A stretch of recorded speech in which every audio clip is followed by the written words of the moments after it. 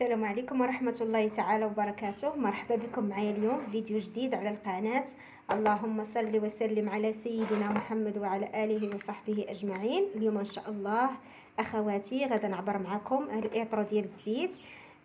شحال فيه بكاس العنبة، يعني شحال فيه من كاس، نزولا على طلب ديال بعض الاخوات قالوا لي شوفي معنا حتى الثمن ديال كاس ديال الزيت ديال العنبه شحال عطانا.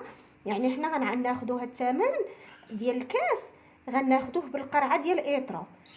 ولو انك تكوني كتاخدي مثلا الزيت ديال 10 ايطرو، حيت كاينه ديال 10 ايطرو، كاينه ديال 10 ايطرو كتباع، كناخذوها وكنخدموا بها، هي اللي كتساعدك في الخدمه باش يبقى لك الرباح.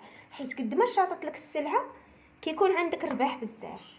يعني ماشي تشاط لك السلعه زعما انك غادا تنقصي من الجوده ولا من الكاليتي، لا، يعني غيكون عندك غير واحد التنظيم كيفاش تسيري السلعه ديالك. الا كانت عندنا الزيت ديال 10 ايطرو غيكون عندنا واحد الربح حسن. انا بعض المرات كنجيب هكا غير ايطرو نخدم به، هذاك الشيء علاش كنعرف هاد الاثمنه هكا بالديتاي. اما هو من الاحسن تكون عندك ديال 10 ايطرو، فاش كتكون عندي غير خدمه قليله وكيكونوا الفلوس خارجين ديال راس المال، يعني خارجين قضيت بهم شي غرضات اخرين، راه كنجيب غير هذه ديال الايطرو كنخدم بها. نتمنى الفيديو يعجبكم، ينال الاستحسان ديالكم، ما تبخلوش عليا بالتشجيع. الله يجازيكم بخير.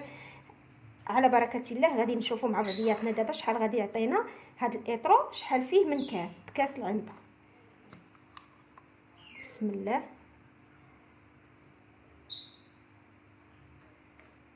هانتوما اخواتي شفتوا معايا كيف ما شفتوا معايا اخواتي، هانتوما شفتوا الكاس على هذا الشكل. دابا حنا كنعمروه على هذا الشكل، مثلا في الفقاص كنعمرو بحال هكا، كندير منه جوج. مثلا دوازاتي كنعمر الكاس هو بحال هكا.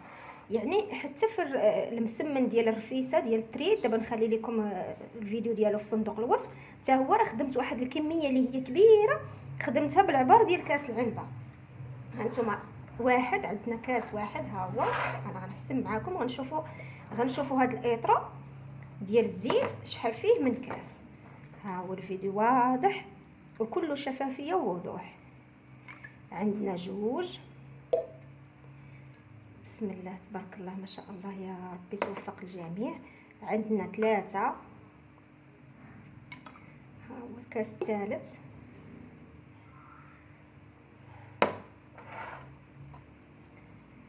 عندنا الكأس الرابع. هانتوما اخواتي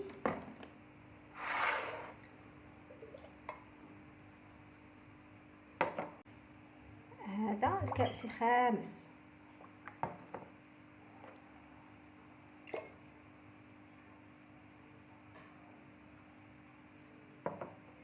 عندنا 6.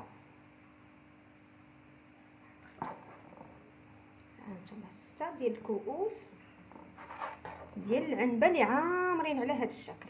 شفتوا تبارك الله ما شاء الله، يعني ايطرو ديال الزيت شحال فيه. هانتوما اخواتي وفيه هاد النصيص، يعني 6 ديال الكؤوس ونص. باش خدينا هاد الايطرو ديال الزيت الثمن باش خديناه 340. دابا كيف ما كتعرفوا لان الزيت دابا ناقص حاليا في الثمن، ماشي بشحال واحد المده هذه كان شويه زاد الثمن ديالو.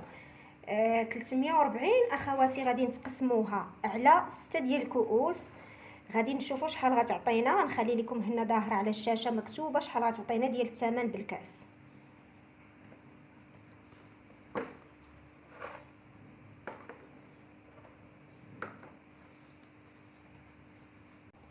كما قلت لكم اخواتي، هنا عندنا 6 ديال الكؤوس. القنينه هذه ديال الزيت خديناها ب 340، قسمناها على 6 ديال الكؤوس عطاتنا بالثمن الكاس. قلت لكم غنخلي لكم مكتوبه ظاهره على الشاشه، ولكن انا حسبت غادا نذكرها معكم هكا حتى داخل الفيديو. عطاتنا هكا كاس 2 دراهم ونصف، عاد 40 سنتيم، يعني 2 دراهم ونصف و40 سنتيم. المهم الكاس عطاتنا هكا بثمن الكاس. كما قلت لكم واخا نكونوا واخدين الزيت كتير ولا واخدينه الجمله واخدينه كتير وحاطينه كنخدموا به، دائما هاد الثمن اللي كنقسموه على الثمن ديال هاد القنينه وقسمناه شحال عطانا الكاس هو اللي كندخلوه في ديك الوصفه ديالنا. مثلا عندنا شي غريبه ديال دوازاتي فيها 2 كيسان، بغينا نحسبوا ليهم شحال جاهم ديال الزيت، هذيك الغريبه ديالنا بغينا نحسبوا شحال هزت لينا ديال السلعه. غنحسبوا الثمن. مثلا هي عجناها بالكوك، هذا مثال عطيتكم.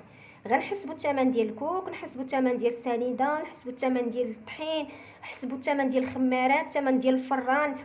غنجيو للزيت، هذه هي النقطه اللي بغيت نفسر لكم. نحسبوا الزيت بالثمن ديال هذا الكاس اللي قلت لكم.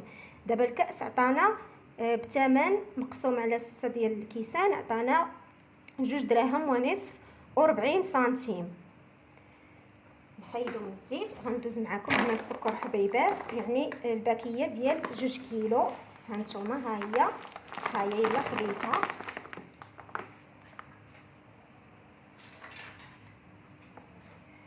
حيتاش في الفيديو السابق انا غنخلي لكم حتى هو الرابط ديالو في صندوق الوصف، كنت وريت الاخوات الكاس ديال العنبه ديال السكر حبيبات شحال عطا ديال الفلوس.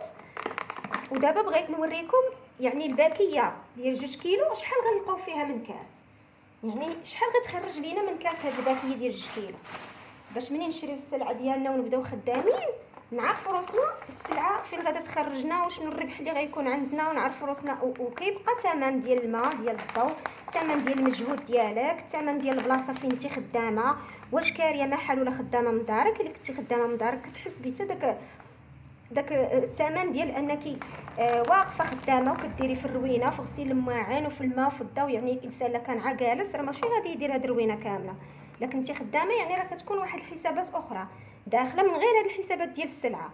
هانتوما 1 على بركه الله، 2،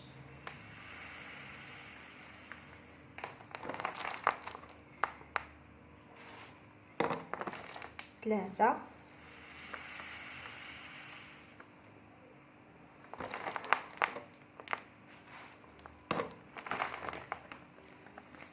4. يعني لحد الان وصلنا 4 ديال الكؤوس.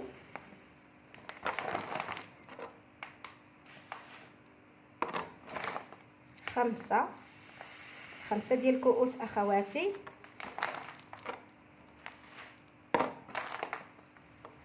6،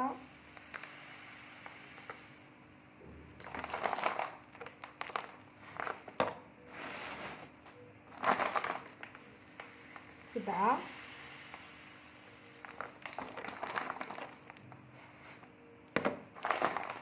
8،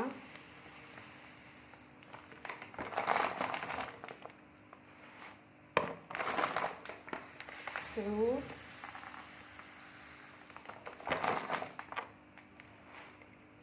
9 ديال الكؤوس اخواتي. 10،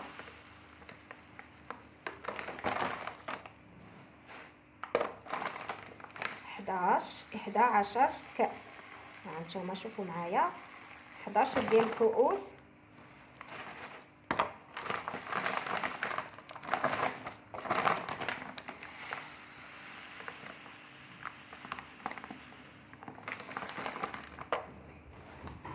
12، 12، 13، يعني 13 كأس. 13 كأس وهاد شويه. هاد الباكيه ديال 2 كيلو شفتوا معايا عطاتنا 13 كأس. الا خديناها من الهري ثمن الجمله غناخذوها ب10 دراهم. وراكم شفتوا معايا في الفيديو السابق الكأس ديال السكر حبيبات من عند مول الحانوت شحال كيسوى درهم. يعني غيكون عندنا فيها الرباح. يعني غادي نخدموا مثلا بدوك 10 الكيسان ومثلا غيبقاو لك واحد 3 الكيسان غيبقاو لك رباح. ولكن انا راه كندير السكر حبيبات دائما في الحلوى كنديرو ناقص، يعني كندير ناقص قد هكا ولا ناقص بحال هكا باش ما كتجينيش الحلوه ديالي حلوه فيها مذاق السكر بزاف. المهم انا عطيتكم غير المبدا باش كنخدموا اللي كيخدموا به كاع الناس. اما انا راه كنقص السكر في الحلويات ديالي كاملين، في الفقاس دوازاتاي صابلي كلشي. كما قلت لكم من الاحسن ناخذوها من الحانوت، من الهري عفوا الهري اللي كيحسب لينا الاثمنه ديال الجمله، مواد الغذائيه بالجمله كيبيعوا لينا، كيبيعها لينا ب10 دراهم. اما الا خديتيها من الحانوت كيحسبها لك 11 درهم. الا خديتيها غير من الحانوت كيحسبها لك 11 درهم. نتمنى الفيديو يعجبكم وينال الاستحسان ديالكم، ونخليكم مع تتمه ديال الفيديو. وهنايا على بركه الله نبداو في الوصفه ديالنا. عندنا 180 غرام ديال الزبده ديال البواطه، عندنا واحد الملعقه ديال السكر، يعني ملعقه ونصف. عندي قبيصه ديال الملحه، وعندي ساشي ديال النكهه ديال الفاني، وعندي تقريبا شي ملعقه صغيره ديال الكراميل، ديال نكهه الكراميل. عندي جوج ديال الصفار ديال البيض. هاد الغريبه اخواتي كتجي اكثر من رائعه، وكتجي معلكه وهشيشه وكتذوب في الفم. عندي 4 كاس، اكثر من 4 كاس ديال الزيت. هاد الغريبه اخواتي يمكن لكم ديروا فيها حتى النكهه ديال الكابتشينو، حتى هي كتجي زوينه.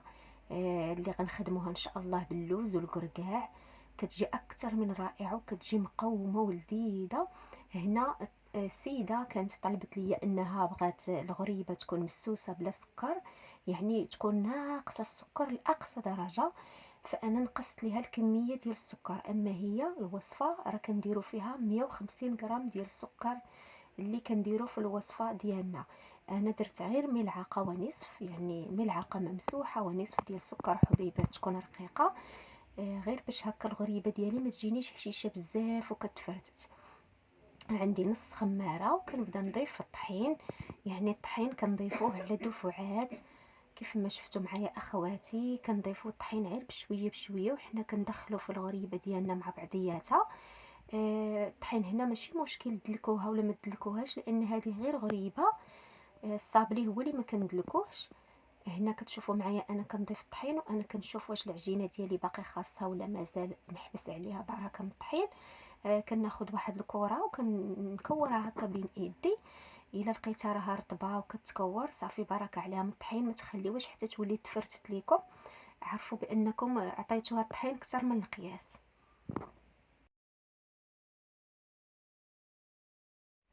هاد الغريبة راها جديدة على القناة وحصرية، ولأول مرة كنقدمها معاكم، وكتجي أكثر من رائعة. وهذه هي الغريبة المقومة اللي تصايبها الكليان ديالك بوجهك أحمر، وغنتقاسم معكم حتى الثمن إن شاء الله بإذن الله تعالى. هنا التزيين غادا نزينها بالاكاجو وبالبيستاج وبالكركاع وباللوز كيف ما شفتوا معايا. اللي خديت واحد زويف يكون نقي ومسحتهم من الغبره. ضروري هاد الحويجات اللي كنخدمهم في التزيين، المهم حنا ما غاديينش نغسلوهم، لان غسلناهم غادي يتخسروا لينا، غطير ليهم القشره ديالهم. ولكن كنمسحوهم، كناخذ واحد المنديل اللي يكون نقي وكنبقاو نمسحوهم هكا مزيان، لان كتكون لاصقه عليهم واحد الغبره وحنا ما تنشوفوهاش. غنشكل الغريبه ديالي على الكرات اللي الوزن ديالهم يكون 18 غرام. الا بغيتوها تجيكم كبيره شي شويه ديروا 20 غرام. عندي هنا شويه ديال بياض البيض. غادا نبدا نغطس في دوك الكركاع، وغادا نبدا نزين في الغريبه ديالي، يعني غادا نزين كميه بالبيستاج وكميه بالاكاجو، واحد الكميه اخرى باللوز، وما تبقى زينته بالكركاع. يعني درت هاد العجينه كلها، درت كل كرات وشكلتهم تزيين مختلف عن الاخر. هي كتجي مقومه وكتجي اكثر من رائعه. وراه شفتوا معايا درت فيها واحد الكميه ديال اللوز والكركاع اللي مسخناهم شويه على البوطه حتى تغير لهم اللون ديالهم غير شويه. درت فيها 150 غرام ما بين اللوز وكركاع وهرمشتهم. راه شفتوني دخلتها في العجينه، يعني المقطع راه بان فاش كنت كنعجن في الغريبه ديالي. راه درنا فيها اللوز والكركاع، وغنخلي لكم مقادير ديالها مكتوبه في صندوق الوصف ان شاء الله باذن الله تعالى. هاد العجنه اخواتي عطاتني 850 غرام بالضبط. 850 غرام. الا بغيتوها تبيعوها العجنه ما يمكنش، لان عجنه ما فيها غير 850 غرام. بغيتو تبيعوها الكيلو راه ممكن لكم تعجنوا عجنه ونص، عادي يمكن لكم تعبروا منها الكليان كيلو. لكن انا هنايا درت الثمن ديال هاد 850 غرام شحال غيعطيني صافي، وخرجت ليا بالثمن ديالها في الميزان، وغادا نبيعها للكليانه بالثمن اللي خرج ليا. بالنسبه لهاد الغريبه كنبيعوها ب100 درهم الكيلو، لان كيف ما شفتوا مزينه بالقوام اللي دايرين الثمن شي شويه، ومعجونه باللوز والكركاع، ومعجونه بزبده ديال بواطه. كتجي رائعه جدا. بالنسبه لطريقه الطياب فراها الطياب ديالها بحال غريبه البهله. كنسخنوا الفران مزيان وكندخلوا اللاطه وتكون النار على الوجه ديالها، كنخليوها حتى تشقق شي شويه، كنطلعوها الفوق والنار من الاسفل ديال اللاطه، وكنخليوها تحمر تاخذ لنا واحد اللون يكون زوين وتكون لون موحد، تكونش محمره بزاف لان غادا تكرم لينا الحلوه ديالنا وما تجيناش هشيشه. وراه واخا ما درناش فيها السكر جات متماسكه مع بعضياتها، ما جاتناش كتفرتت وفي نفس الوقت هشيشه ومعلكه. بغيت نقسم لكم شي وحيده ولكن غادا تضيع ليا من الحساب ديال الميزان لان انا عجنت غير هاد الكميه. ما يمكنش ليا هاد الحلوه هكا مقومه بزاف ونعجن منها بزاف وتبقى عندي كتضيع في الدار. عجنت للسيده داكشي اللي طلبات ليا. ونتمنى الفيديو يعجبكم ونال الاستحسان ديالكم، وكيف ما قلت لكم غنخلي لكم المقادير ديال هاد الغريبه في صندوق الوصف ان شاء الله باذن الله تعالى. واستودعكم الله الذي لا تضيع ودائعه، الى فيديو قادم ان شاء الله.